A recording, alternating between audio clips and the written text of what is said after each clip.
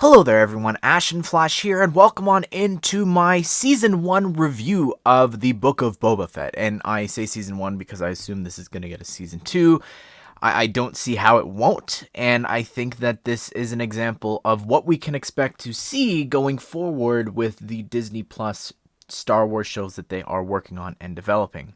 I'll do non-spoilers, I guess, here for those of you who don't have Disney Plus. If you want to jump around, there's the different time codes down below if you want, or you could see the chapters now as well. There's non-spoilers, and then spoilers, and Lego talk. I think that if I were to say anything about this, it lost its way.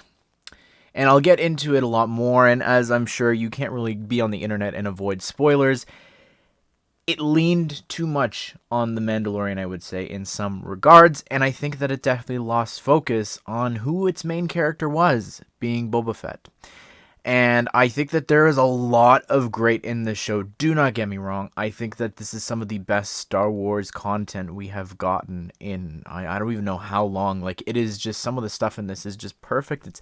It's dreams and fantasies of mine that I have been having for years and years of discussions about, oh my goodness, what would happen if this and these two people met? And it all, like, so much of it came true here. So for that, I am so grateful for the show. But I cannot sit here as a fan of Boba Fett and looking at it like you would anything else.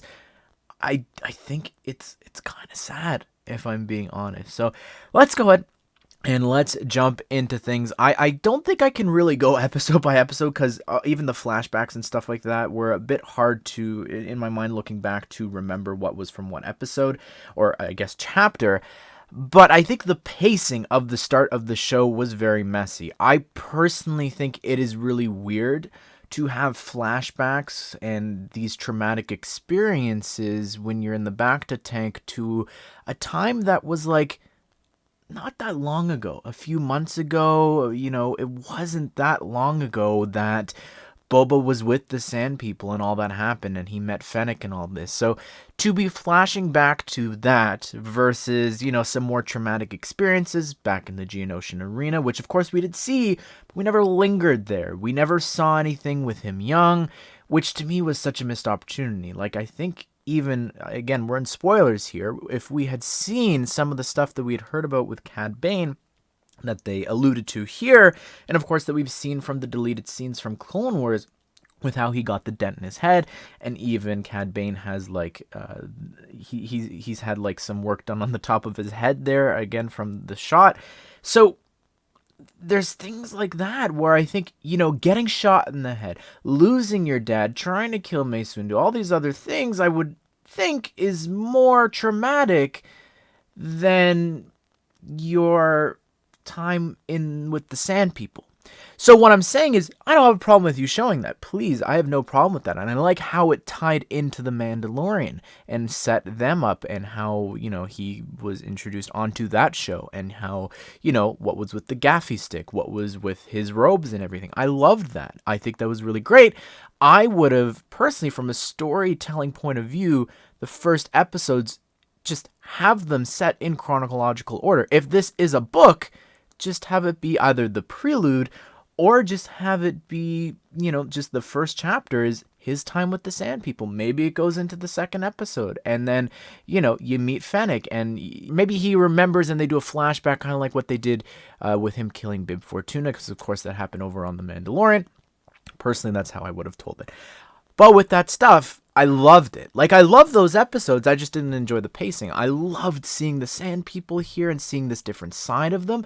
I think he was having the time of his life. Tamora Morrison, you could just see the joy and expressions that he was having was just amazing. He was on cloud nine, and to me, it's so nice to see. You know, you compare it, sorry, to Harrison Ford, who's like, I don't really want to be here, and that's not how the Force works, and, you know, they closed a door on my leg. You know, I don't think he has that great of a time returning versus Tamora here. He's just like dancing around a fire. He's just having, like, just looking at his smile, whether he's being an amazing actor or he's actually enjoying it, which I think it's the latter. He's actually enjoying himself, was amazing. As well as seeing him here And the expressions that he has, because Django didn't really express too much, when he had his helmet off, he didn't express that much. You know who did express a lot? The clones. And I can't help but feel like whether it was John or Dave Filoni there on the day, or the director, like helping him and like coaching him through like how to emote and express like the clones did on the Clone Wars and Rebels and stuff like that.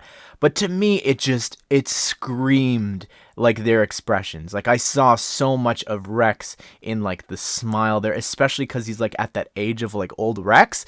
It was really nice to see, and I think that even some of the stuff with the Sand People, like taking them to the train, like that was my favorite episode up until we diverted from. That's my what I'll say. That is my favorite Boba Fett episode. Definitely my favorite one. I enjoyed getting the Slave One back, how he saved Fennec and everything. Love that episode. Breaking into the palace, really fun. However, episode 5, an amazing piece of Star Wars content. But it is absolutely unnecessary. And he doesn't even appear in the episode. It's so frustrating. And I think, I don't understand how that can even happen. I've seen people jump to their defense of like, well, sometimes in books they jump to other characters, or, they are both trying to figure out their identity now that he's not a Mandalorian and it relates back to Boba Fett. Well, then what's your excuse for episode 6? Because that also doesn't feature him. So for a show about one of the most beloved Star Wars characters of all time, he's got a documentary on Disney Plus about the history of the character. For them to have 2 episodes not really about him in his own show after all this time, he's finally getting the spotlight after getting poked in the back by a blind man and falling into the Sarlacc pit. It's crazy to me that happened, and it's really unacceptable. I have the perfect example for you here, and I this is so topical, I think it works really well. Looking at Hawkeye, a lot of people wanted Spider-Man to show up at the end there. Imagine if at the end, the week before No Way Home came out, a whole episode was dedicated to Spider-Man and his legal troubles and stuff like that, the whole courtroom and all that stuff. You saw it all play out, all in an hour-long episode of Hawkeye, and then he just takes over the whole episode, the whole hour, and Clint or Kate just don't appear at all. But everyone loves Spider-Man so much more, there's no arguing that, and any of the main characters appear for a tiny split second, 3 lines of dialogue at the end of the episode, but the whole time, it wasn't about Hawkeye. There would be like, what is this episode? And how does that make people feel as well who are fans of The Mandalorian? Yes, I understand it's becoming very much like Marvel, where you need to watch everything. And I get that that's the point of the show. And of course, as well, I get that. Think of it from this way. I said this on Twitter. Think of it's so smart, because I thought about this so much this episode. It was eating at me, and it was bothering me that Boba Fett wasn't in it. But think of word of mouth. First 4 episodes, people are like, Boba Fett, it's weird. They're flashing back to the Sand People. Who cares? It's boring.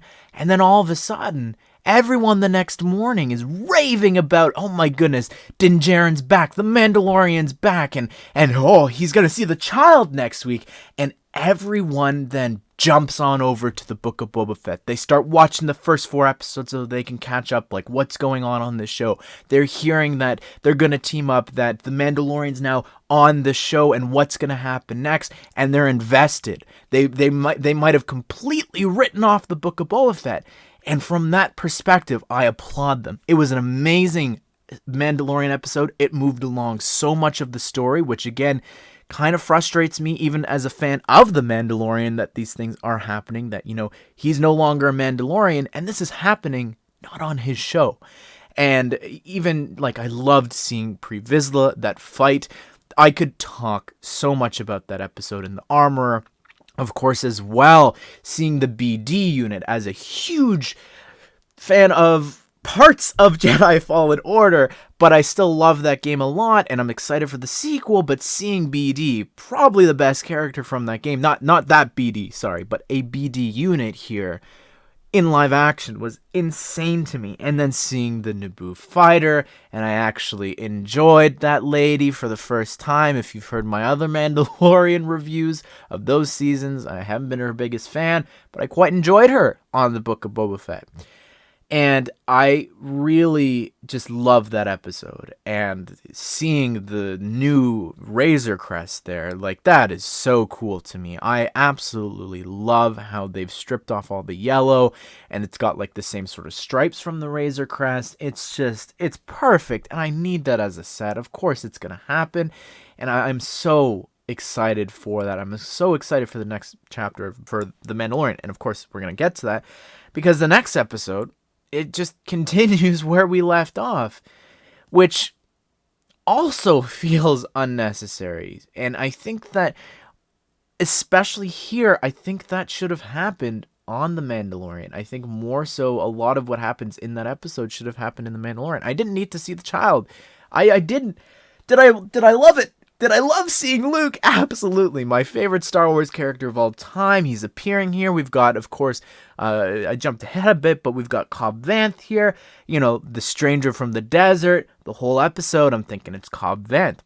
He's the stranger. He's going to come and help them. And I think even going into the episode before, because I thought when they were, we need to hire muscle, an idea I had, and I think that I really wanted to see, was the other bounty hunters from episode 5 actually return, and them hire Dengar and whoever else is around then, with Bosk and IG 88 and things like that. Would have been really awesome to see, or Zuckuss and Forlom actually do something. Would have been awesome, I think, to hire some more muscle. I think that could have improved this a smidge, especially because you are relying a lot on past things for Star Wars. I think that would have definitely upped it a bit in terms of the excitement here for the finale, having them appear, or even, in the one before, in episode 6. So I wasn't expecting them to reach out to Cobb Vanth. I thought that was really cool. And when they did that and they said the stranger from the desert, I'm like, okay, it's him. It makes sense. He's out in the desert. He's going to come on over and help. And then, of course, we go through the episode, and my dreams are coming true of seeing Luke Skywalker here looking better than ever. And oh my goodness, and building the temple that would go on and be the first temple there that he builds for his students, and Grogu being his first student, and seeing all that, and jumping, and then R2, of course, happened before that, and Ahsoka. It was just a roller coaster of emotions, and to hear their interactions were just... It was just a dream come true. It was something that I had fantasized about, and I will say, I loved every bit of that. The only thing that would have sent me over and above that would have been having old Rex there as well, just sort of swapping stories about his dad. Would have bawled my eyes out. And I'm sure maybe it'll still happen, and I'm sure Tomorrow would be happy to do that. I think he's made comments about playing other clones and things like that. And we had that concept art as well of Ahsoka and old Rex. So I think it'll happen, especially on her show. So yeah, I didn't expect to see Ahsoka, didn't expect to see Luke, didn't expect to see Grogu. I told people, I'm like, I think it's just going to happen in season 3. I think he's just going to come back. He's going to be like, yeah, I visited the kid, and that's it. And then that all happened, and then we went back to Tatooine, and he tried to recruit Cobb Vanth. And I love seeing, how they had, the bones and everything from the Krayt Dragon. That was really cool. And with the Jawas as well, with the skull, was really awesome. And then he left, and the stranger from the desert showed up. And I was in shock. I couldn't see at first. I leaned in, and I was watching with my mom, and she goes, what is it? And I'm like, the second shot of him moving up, I'm like, that is my favorite bounty hunter.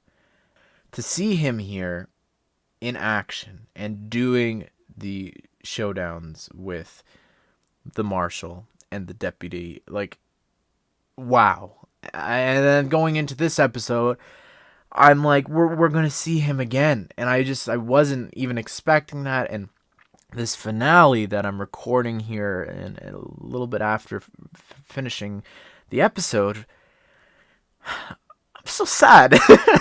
I think I'm sad because he's dead, and I was so happy to see him, like in Bad Batch and things like that, and to see him dead here, I was so sad. But I enjoyed the dialogue that they had here, even though Tamura's never had any interaction with Cad Bane. It was still awesome to hear him talk about his dad, as well as talk about like one final lesson and things like that.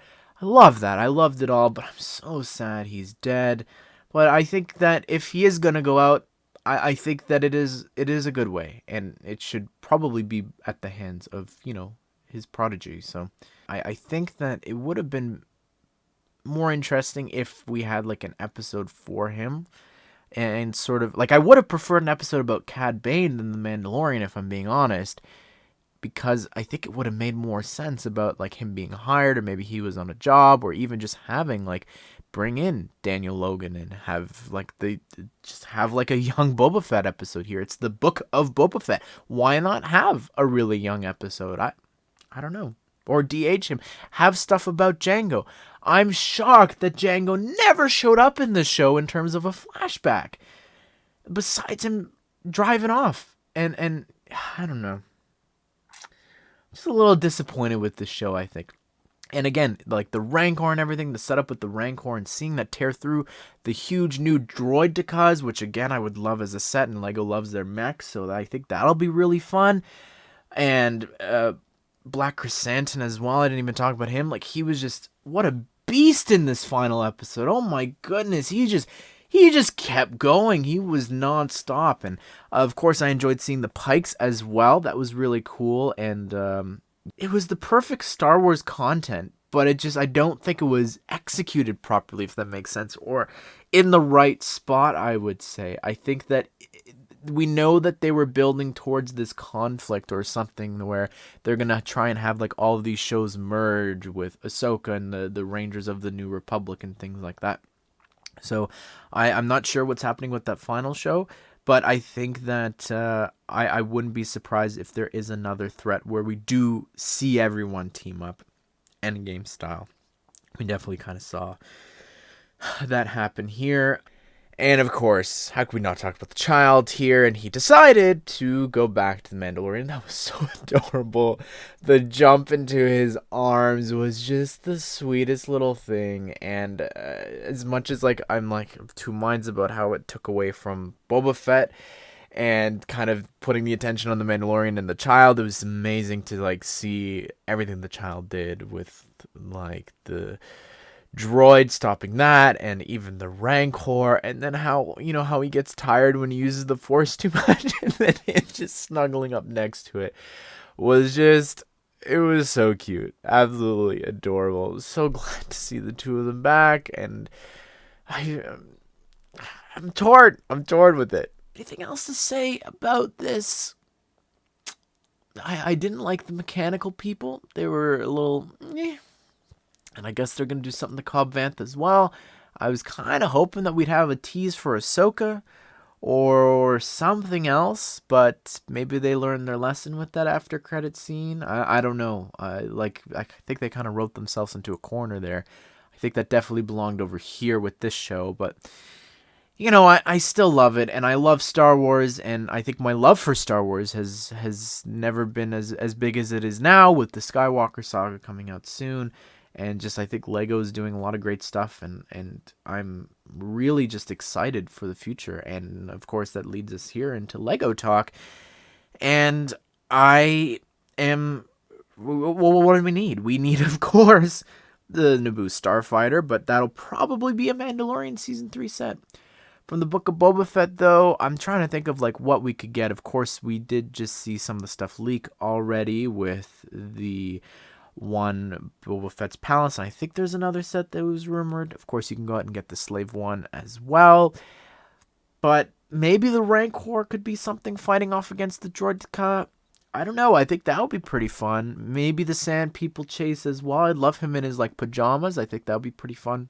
And of course, anything with Cad Bane, anywhere to get Cad Bane, I'm all there for, and I think would sell absolutely phenomenally. And yeah, I'd love, like, even the carriage or whatever. I don't know if they would do that, but it would be fun. I think with little pit droids and stuff like that.